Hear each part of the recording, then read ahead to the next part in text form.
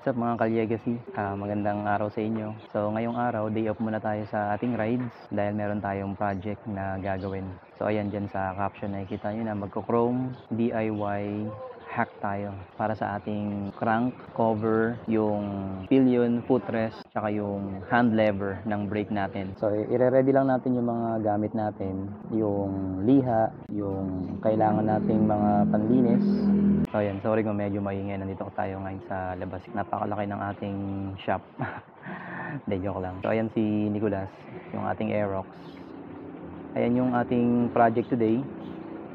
So ihahanda lang natin yung mga gamit natin. Kailangan lang pala natin gamitin, syempre yung liha, hindi mawawala yan. Yang meron tayong binili. Meron tayo diyang 800, 1,000, 1,500, tapos yung 2,000, yung pinaka-pino. Tapos itong metal polish, itong foil,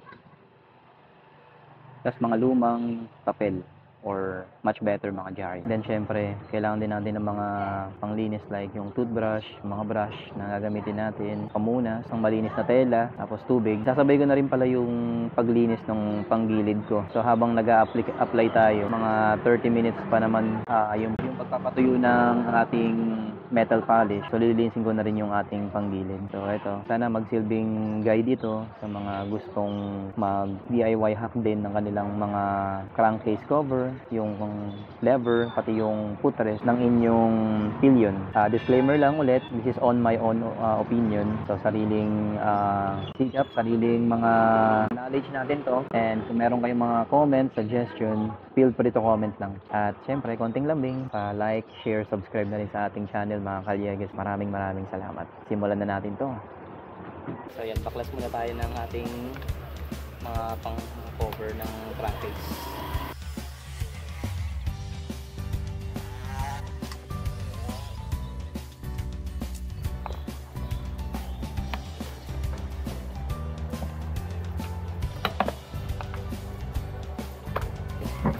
Napakadumi.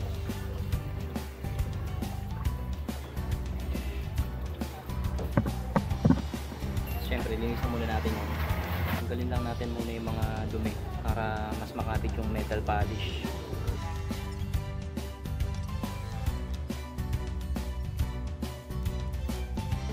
Isasabi ko na rin yung paglinis ng panggilid ko since ayun nga, nabaklas ko naman na. So sulitin na natin. 2 birds in 1 shot.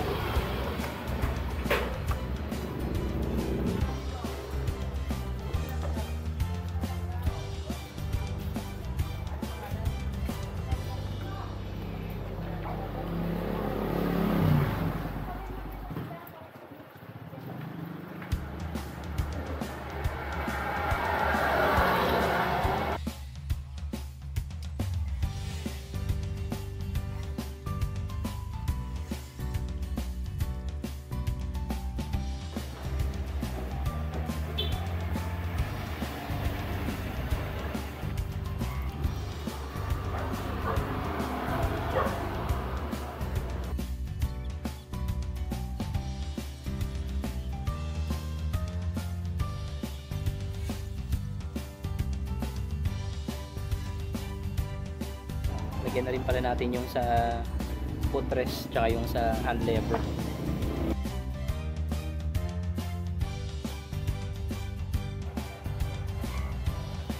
Ayan, patuyuin na natin ng mga 30 minutes itong metal polish na nilagay natin para mas kumakit talaga siya. So ayan, habang pinapatuyo natin, linisin ko muna yung panggilid natin. So ayan, nalinis ko na rin yung panggilid natin. Ayan, dapat malinis. Siyempre, inside and out. Para pag inalagaan mo yung motor mo, aalagaan ka rin yan. Okay. Balik na natin yung ating panggilid parts.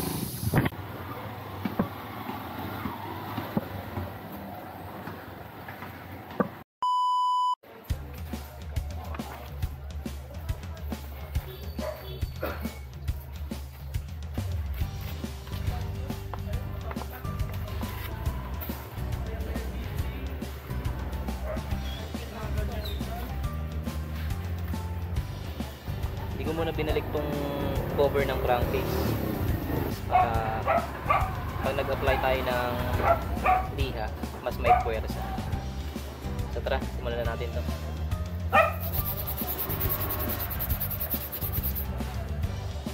800 na liha muna yung ginamit natin.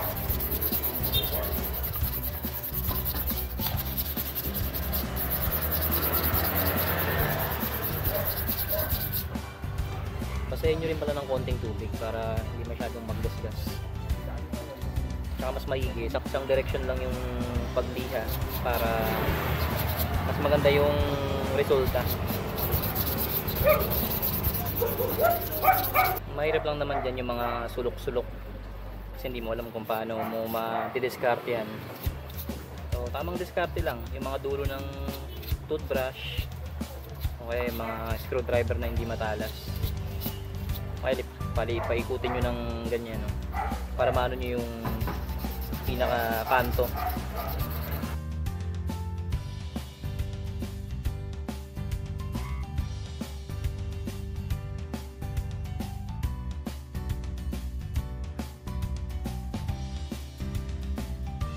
Tapos tuloy na natin doon sa may footrest tsaka doon sa may lever.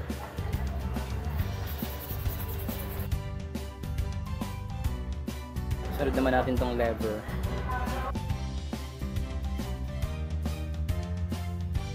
Kabilaan yan. Tapos doon naman tayo sa kabila. I-apply lang natin maigi yung pagkakaliha para talagang maganda yung resulta.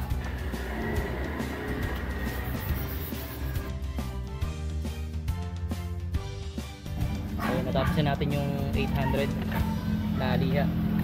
Ito. Inubos natin yung isang banig. Ngayon 1,000 na tayo. Ito na yung epekto ng 800. Tapos ko na rin yung dalawang footrest. Saka yung lever. So ngayon ito na. Simulan natin yung 1,000. So, kailangan nga pala dito guys, matyaga ka. Hindi siya pwede sa madali ang naghahanap ng resulta kaagad.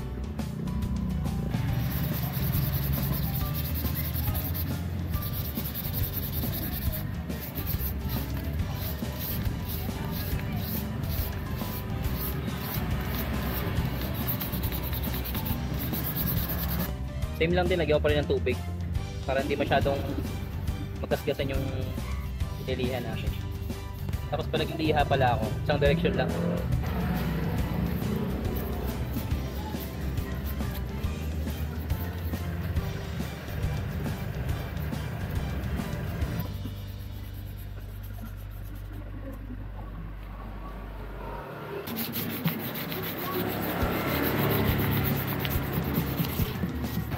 yan, naubos na natin yung 1,000 na liha. Ito na siya. 1.5 na tayo. 1.5. Pero syempre bago yun, mag-apply tayo ulit muna ng metal polish.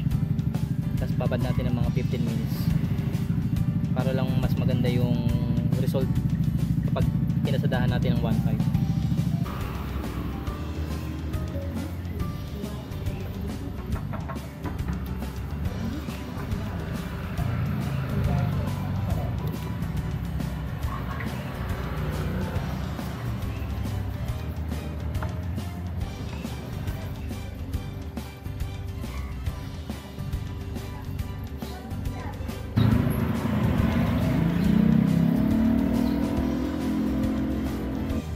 Ayan, tuyo na tong metal polish natin. Start na tayo sa pagliha ng 1.5.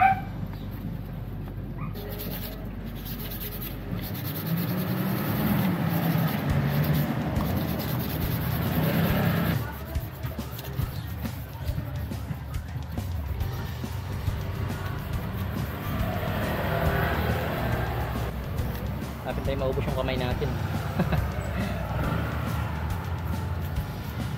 Siyempre, pag may tiyaga, may nilaga. Tingnan natin yung resulta nito.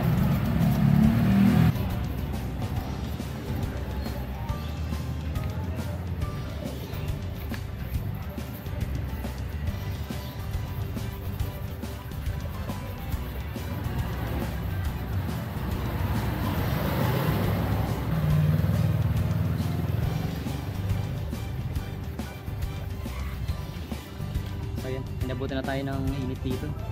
So ito, tapos na yung 1.5 natin. Yan na siya, oh. Pati yung sa footrest tsaka sa lever. So apply lang tayo ulit ng metal polish. Siguro patuyuin natin ng mga 1 oras bago natin i-polish ng 2,000 na liha. Let's go!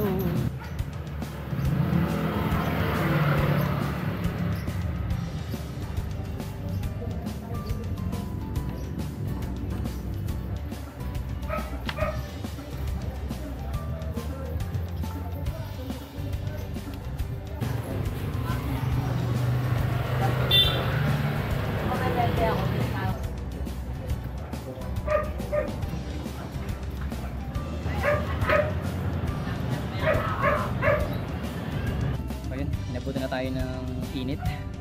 Pero sige, try natin to. Yan, 30 minutes na. 30 minutes lang pala ginawa kong pagpapatuyo dun sa metal polish. Ngayon, punasan na natin siya ulit ng papel. So, wala lang kukunin.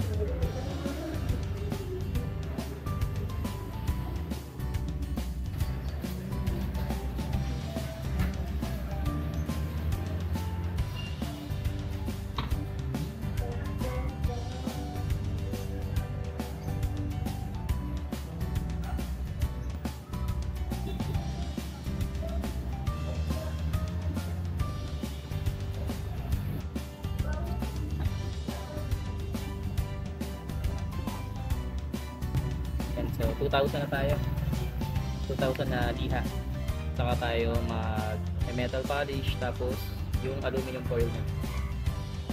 Alright, let's go.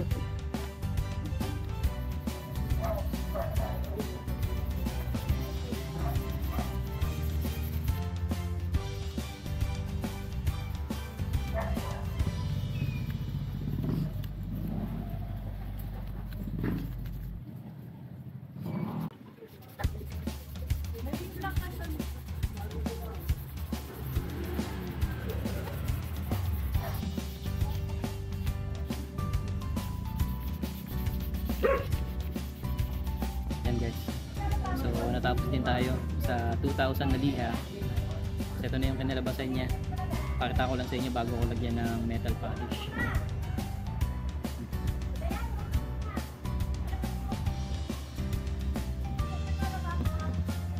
Ito yung footrest. Ito naman yung lever, brake lever.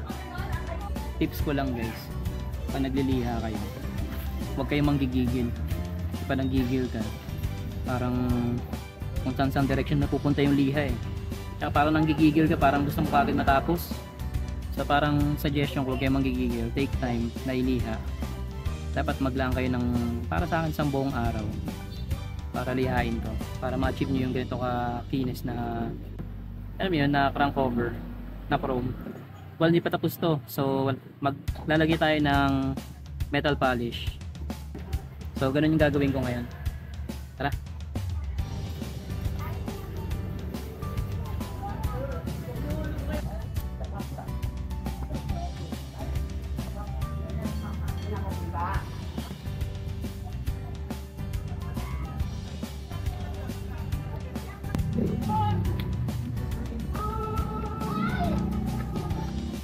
So yan, nasa 15 minutes na. Punasan na natin to para makita natin yung effect ng 2,000 na liha. Gamit pa tayo ng dyaryo, tapos after ng dyaryo yung aluminum foil yung pang pinali natin.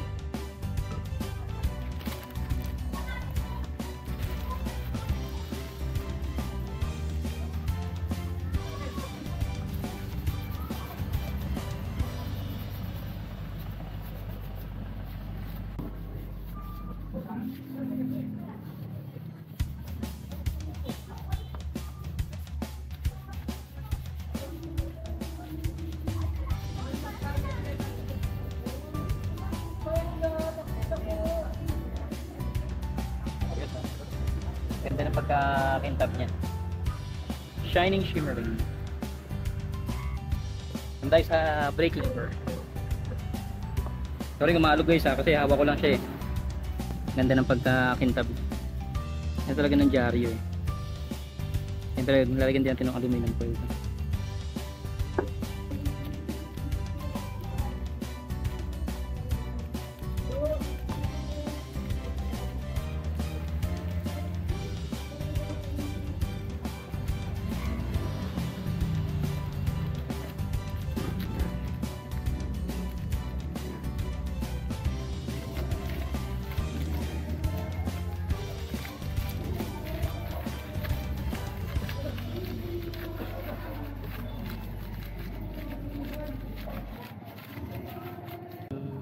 Ayoko na ipagpabukas, gusto ko nang tapusin ngayon.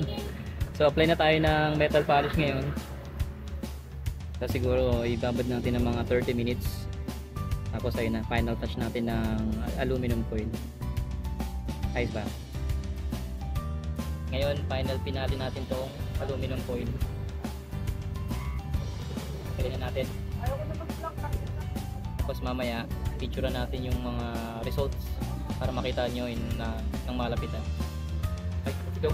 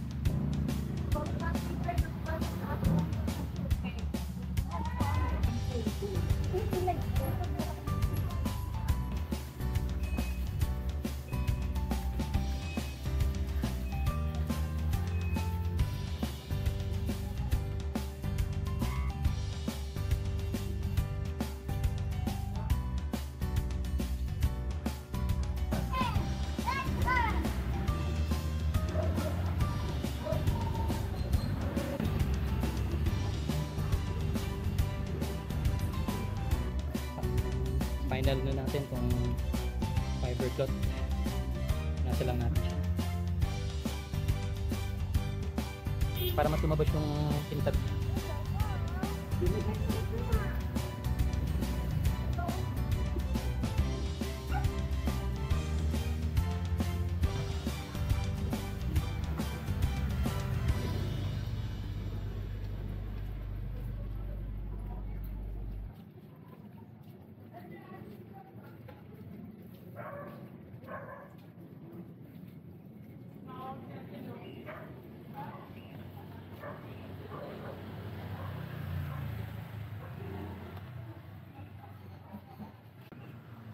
Ganun din sa lever tsaka dun sa footrest.